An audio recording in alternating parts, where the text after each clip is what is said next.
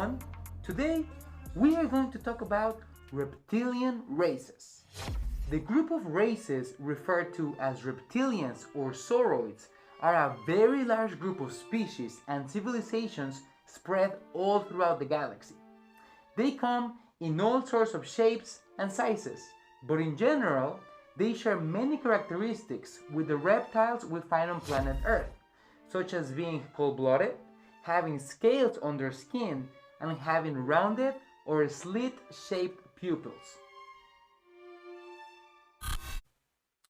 The reptilians are also well known for their ability to heal very quickly, their mental psychic powers or psionics, and even their ability to shapeshift.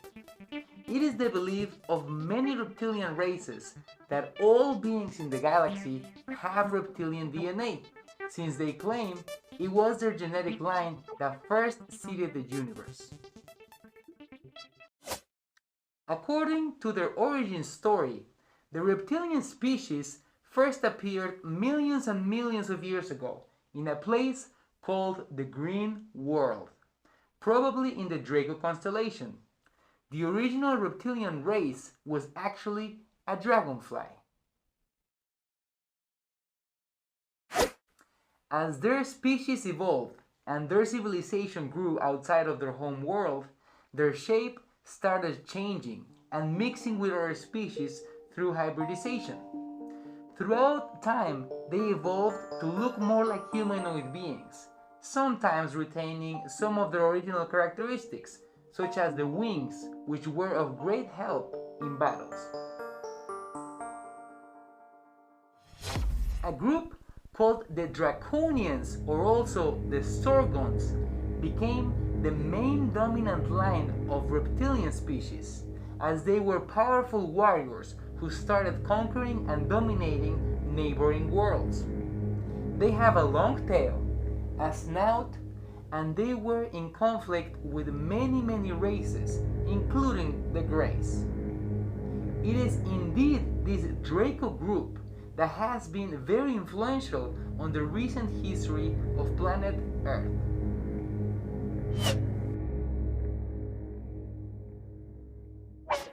The reptilian race, called the Dracos or Draconians, have given all reptilian races in general a bad reputation, especially in planet Earth, where the Draconians have had a very negative influence.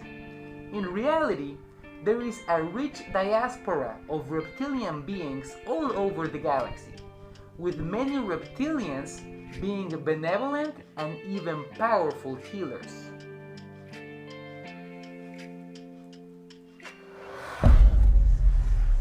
As the warrior skill of the Draconians turned them into powerful soldiers, they also developed aggressive business skills and strategies that they implemented as they traded with other species.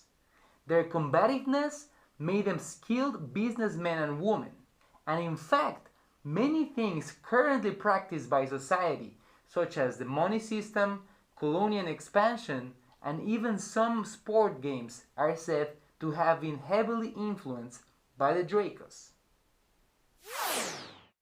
As the Draconian group became more technologically powerful, their ships started to spread into the cosmos, and since they were very fierce and dominant warriors, they started conquering different planets and building a big empire. It is often said that the male Dracos had the role of conquering civilizations, while the female Dracos were in charge of developing systems to manage the conquered groups. At first, they enslaved societies, but then they started letting those societies develop on their own and just had them contribute with money by introducing the monetary, banking, and financial systems.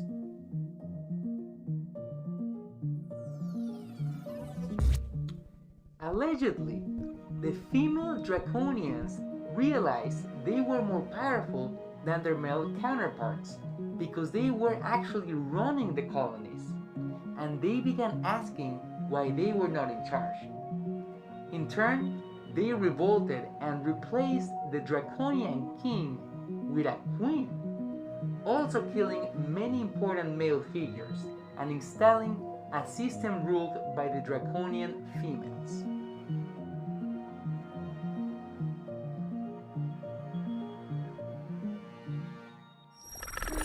Some of the characteristics of this period of female draconian domination included a big emphasis on the development of the medical and the pharmaceutical fields.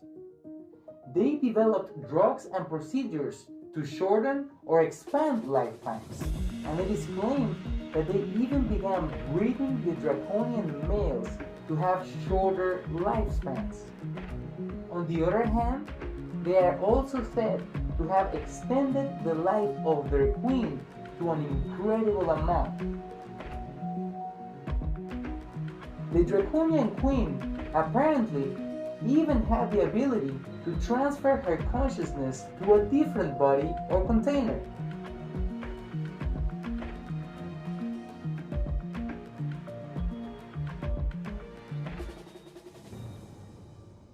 Because the queen's lifespan was so enlarged, some of the people of the conquered planets began to believe that the queen was an immortal being and began to worship her as divine.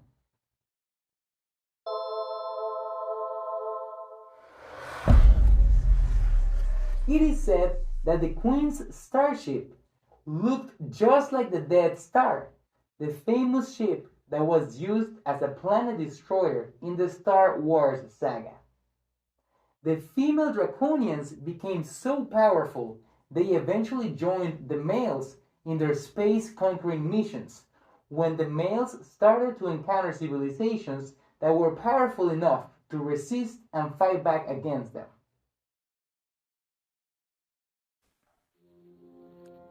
The first encounter of the Draconians with human species happened in the Lyra constellation. They were friends at first, but at some point the Dracos felt insulted by the Lyrans and started attacking them, supposedly killing around 15 million Lyrans and 3 of their planets. Incidentally, this also created a diaspora of human species that spread throughout the galaxy, as human groups fled their destroyed worlds in the Lyra constellation, spreading to at least 110 star systems and developing spacefaring technology. It is said that what we know as the Galactic Federation was created from these refugee groups living in exile.